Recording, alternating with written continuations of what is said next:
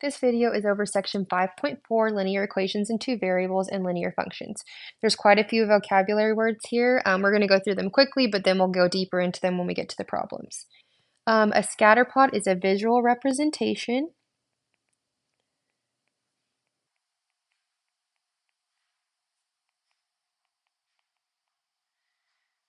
of a set of points.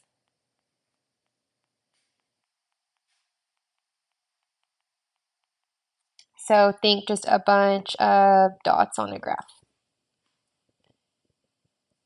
A regression line is the line that models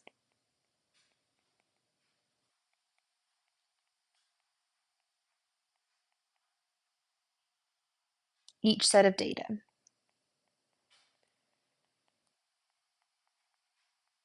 So we'll go into this in a different section more closely, but basically we're going to have a scatter plot. That regression line is this line that connects them as close as you can to some kind of trend. All right, a linear equation is if we let, I have to write really tiny, if we let A, B, and C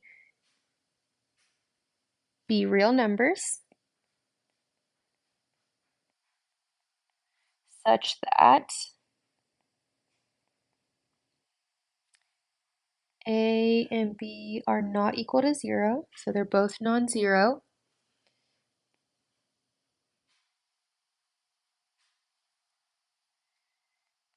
Then a linear equation can be written in the form, I'm going to put a dot, dot, dot because we'll talk about standard form first, but linear equation is much more than standard form. But for this first one, standard form would be ax plus by is equal to c. And this is called the standard form of the equation, where a, b, and c are real numbers. A and b cannot be 0. The slope is typically the letter m, but it is the change in y over the change in x. You'll see that, I'll write it off the side, but delta is equal to change, typically in math. You can also see it as the difference in y, so y2 minus y1, over the difference in x's, x2 minus x1. That would be your slope, and like the slang way to say it, so I'll put quotes. The slang way to say slope would be rise over run, would be slang. Slope-intercept form would be another equation of a line. So I'm going to draw an arrow. We're going to be using different letters, but same concept. Y is equal to mx plus b.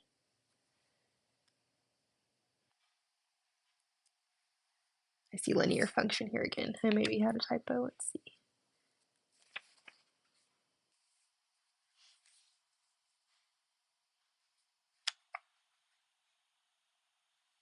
Oh, okay, very similar to slope-intercept form. Basically, just writing it in function notation. F of x equals mx plus b would be a linear function.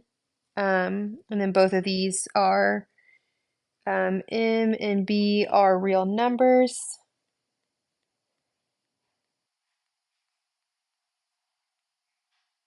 Where m is not 0.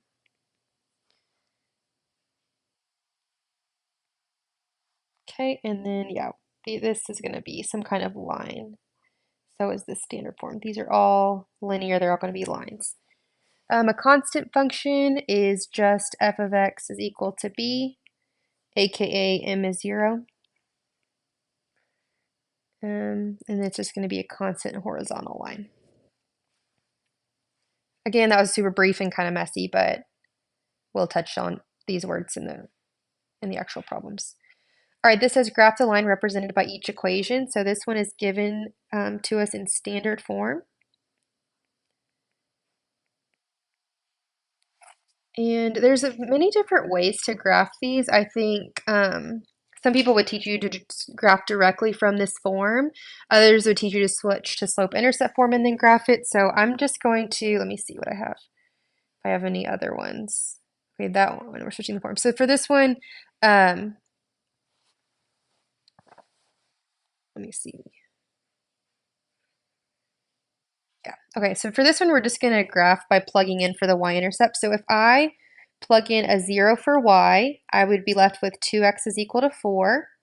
And if I were to divide by 2, I'd be left with x is equal to 2. So that means I have the point 2 for x, and I plugged in 0 for y as one point on my graph. I'm going to erase this so I have some space.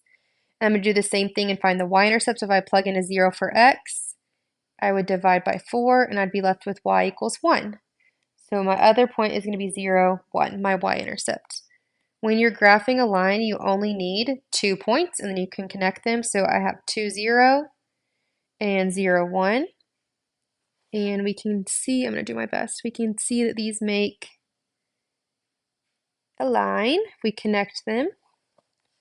One way to graph standard form would be to find the intercepts. And I did that very quickly, plugged in a 0 for y and got my x-intercept. And then I plugged in a 0 for x and got my y-intercept. This says that y is always -3. So if you're confused about this, you can go to y equals -3 and put a dot. And then think about where else y would be -3. And y is going to be -3 anywhere on this line. So this is a constant function. And that means that the slope is 0. And the b would be -3. So our y-intercept is -3, and it just is a constant down there. All right, last one, if we solve for x, we get x is equal to 4. So similar to the constant function, if I think about where is x 4, I'd put my first dot here. And if I thought about where else is 4, well, it's 4 here, it's 4 here, it's 4 here, all along this vertical line is the graph x equals 4. And note here, this is not a function.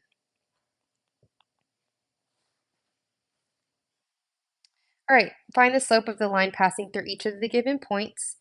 So I'm going to go ahead and label my points x1, y1, x2, y2, just so I can stay organized. So my slope formula would be y2 minus y1 over x2 minus x1. So that would be 5 minus 3 is equal to -10 minus -5. Notice when you have the minus -5, it becomes a plus. So I'm going to have 2 over -5. Not wrong, it just looks a little better if you pull that negative out in front. All right, next one, we're trying to find the slope. So I'm going to label x1, y1 again, x2, y2. So for my formula, I have y2 minus y1 all over x2 minus x1. So that's going to give me 12 minus -2/3, so plus 2/3, over 4 minus 3. So 12 plus 2/3 would be, I'm just going to put 12 and 2/3 for now, all over 1. So I could leave it 12 and 2/3. Typically when we graph, we want our fractions to be improper. So this would be 36 plus 2, 38 over 3 would probably be the best answer for that one. All right, the slope of a vertical line is undefined, meaning it's not really a function, or it's not a function. The slope of a horizontal line is 0. All right, given the following, A, write the equation in slope-intercept form. So that would be y equals mx plus b. Determine the slope and the intercept. So the slope would be m, the intercept would be b. And then graph the line using the slope and the intercept. So this, they've given us standard form. So I'm just writing that for my notes so I remember. I want to get y by itself. So I'm going to zoom in a little bit, but I'm going to subtract 3x to start. I'm going to be left with 6y equals -3x plus 12. Note that you could put 12 minus 3x. It's just going to make more sense if you put your x term first. Just make sure that negative stays with the 3. All right, I'm going to divide by 6. And note that you have to divide the whole side by 6. So I'm left with this first one. If I divide by 6, I reduce that to negative 1/2 x. And when I divide the second half by 6, I'm going to get plus 2. So this would be slope-intercept form. Okay, so that answers part A. Part B says determine the slope and intercept. So my slope for this is negative 1/2, and my intercept is 2, and then it says graph. So my intercept is 2 means that my first dot would be at 2 on the y-axis. My slope is negative 1/2, so because my slope is negative, I know my graph is going to be going down, and it's going to be going down 1 over 2. So if I go down 1 over 2, my next dot would be here, and I'm going to continue that pattern as far as I can so that my work is super neat. And then if I follow that pattern backwards, that would be up 1, left 2. And then we'd have a nice line. Luckily, my iPad helps me draw a really straight line. All right, same thing on the second one. They give us standard form. So we want to get y by itself. This one's really fast. We're just going to subtract 3x. And when I do that, I'm just left with y equals negative 3x. You could put plus 0 if you wanted to, but this right here is slope-intercept form. So that's the answer to part A. And then it asks us for the slope and the intercept. For this one, the slope is negative 3 and the intercept is 0. Because I need like the rise over run, I'm going to make this negative 3 over 1. My first dot is 0. And then because my slope is negative 3 over 1, I'm going to go down 3 and over 1. I want more dots to make my graph neater, so I'm going to go up 3 and left 1 as well. And that gives me a nice steep graph. Connect my dots and draw my arrows. Because in theory, this negative 3 over 1 pattern could go on and on and on forever. All right, it says given g of x equals negative 1/2 x plus 4, find the x and y intercepts and slope of the line. So slope of the line is m. Because this is y equals mx plus b, finding m is going to be the quickest. So m on this one, I'm going to go ahead and put over here as negative 1/2. Put a box around it and be done with that. That's given. We also know that the y-intercept is b, so we can also immediately say, okay, we know b is 4. Because we know that the y-intercept is 4. Or, yeah, y-intercept is b. And they gave us y equals mx plus b. For the x-intercept, so for the x-intercept,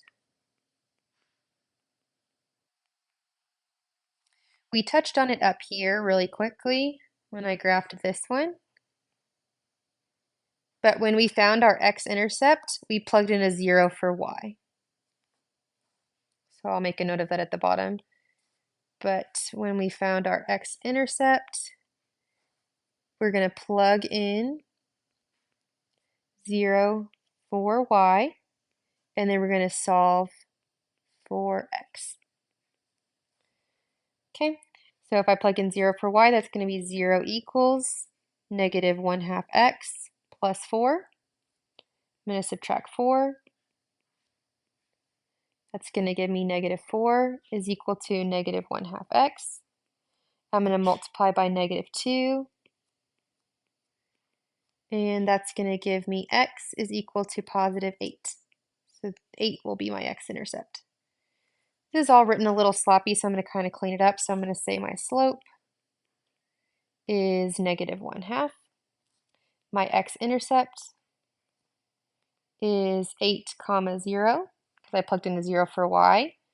My y-intercept is 0, 4.